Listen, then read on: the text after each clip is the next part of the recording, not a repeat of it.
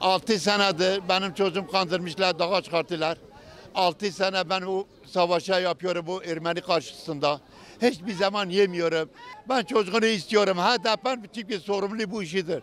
Ey Kenan, oğlum 6 senedir senin peşindeyim. Bak sen biliyorsun ben tam Kandil'e geldim. Bütün çocuklara Irak'a seni sorduk. Ne kadar gelen vardı Diyarbakır'da 3 senedir orada sana soruyorum. Oğlum hayır sen beni gördün. Oğlum bu gel Türkiye Cumhuriyeti devlete teslim ol. Türkiye Cumhuriyeti evladı ol. Amerika evladı olma. Bu Ermenilere seni kandırıyorlar. 7 senedir kızımda haber almadım. Ben kendim rahatsızım, sağlık sorunum var.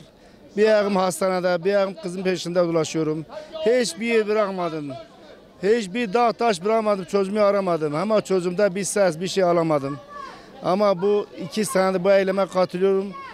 Bölüme kadar değil, mezara kadar da olsa ben bu çocuğumu neredeyse onların elinde getireceğim Allah'ın izniyle. Rabbim bizim evlatlarımızın hakkı size bırakmasın. Rabbim sizi perişan etsin. Rabbim sizi helak etsin. Rabbim inşallah sizin kökünüzü kurusun inşallah. Ben sizin gibi katil değilim, ben Kürt'üm ama. Siz Kürtsünüz. Bu anneleri babaları yüzünü kirletmişsiniz.